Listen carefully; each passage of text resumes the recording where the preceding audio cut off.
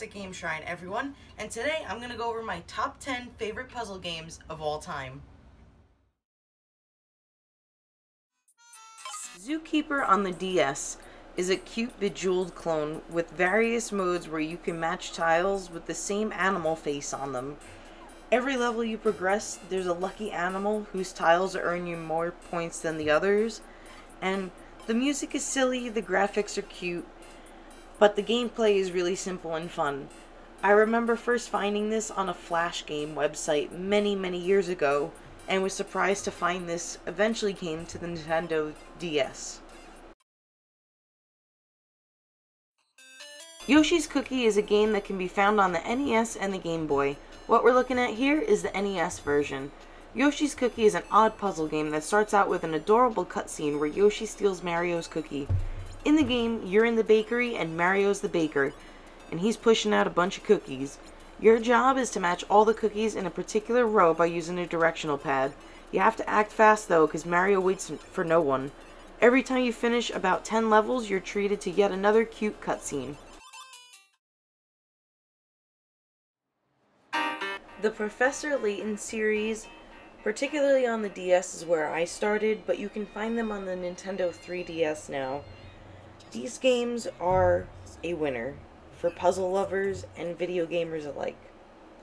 They're almost like a living book, and they have nothing but charming characters, gripping stories, and fun and unique puzzles to solve. It's never too hard because you can always use a hint coin to help you through some of the most difficult puzzles, and at the end of the games, you'll be quite the gentleman or woman puzzle solver.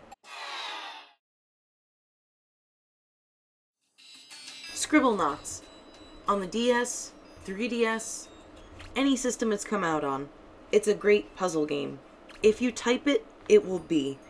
That's more or less how this game works. If you type out words, the game will then turn your words into objects that you can use to solve puzzles. You can spawn anything from a bee to the Large Hadron Collider. I kid you not, it is actually in the game, and it's an instant kill. Ironically.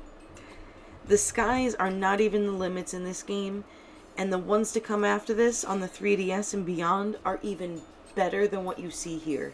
It's a great game to unwind to, and just get silly and creative with, even if you don't intend on doing the story in game mode. Crosswords for the Nintendo DS. It's pretty self-explanatory here. It's a collection of word puzzles like the name implies, crosswords, word searches, and anagrams. This game used to help me a lot when I would suffer panic attacks, believe it or not, and it's a great way to get your mind away from everything. I love how you can just write and the system recognizes what you wrote, at least 99% of the time.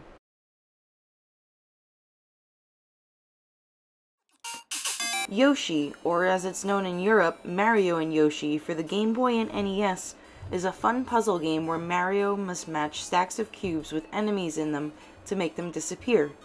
Also, tops and bottoms of eggshells will fall from the top, and when the two of them meet, a baby Yoshi will pop out.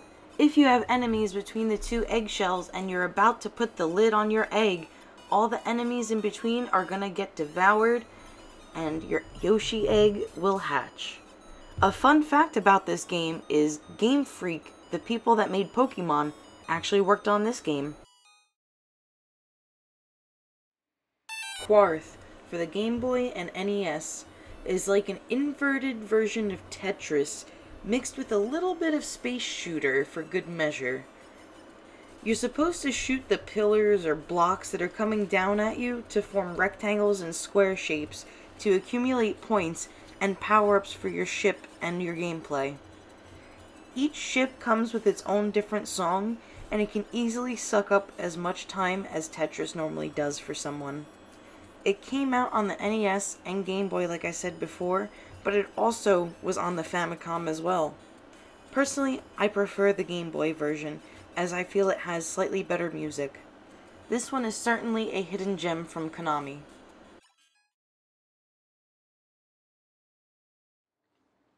Marble Madness. This arcade classic has been put on a lot of consoles, from the Amiga, the Commodore, the Master System, the Game Gear, down to our beloved NES. In this game, you play a marble navigating crazy and dangerous mazes within a given time limit. You face everything from wavy conveyor belts, evil slinkies, to even evil vacuums.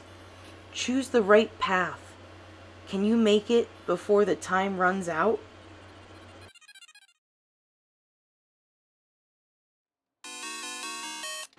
Tetris, for the Game Boy, the NES, and just about everything else you can think of. I mean, what do I really have to say here? It's one of the most addicting puzzle games in the entire world, and a game that even non-gamers will play and at least know about. You choose your type, you choose your music, you stack some blocks, and clear some lines. It's Tetris. Adventures of Lolo on the NES. You heard me gush about it once before, and you're gonna hear me gush about it again. This game rocks. You play as a little blue blob called Lolo, and you're off to save your princess girlfriend Lala. You have to go through different floors of a castle, solving various puzzles and avoiding enemies armed with only your wit. The music is cheery, Lolo is adorable, and even the enemies are kinda cute. And the game has tons of levels to keep you busy. This game gets a little bit of time in the spotlight, yet it deserves so much more. You can also find sequels on the NES, as well as the Game Boy game, and the Eggerland series on MSX computers, the Famicom and its disk system, and even Windows. Okay everyone, what'd you think? That was my list of the top 10 puzzle games that I like. What about your top 10 puzzle games? Let me know in the comments below, and leave a like if you enjoyed the video, subscribe if you haven't already, check out my Patreon, the link is in the description, and until next time guys, take care.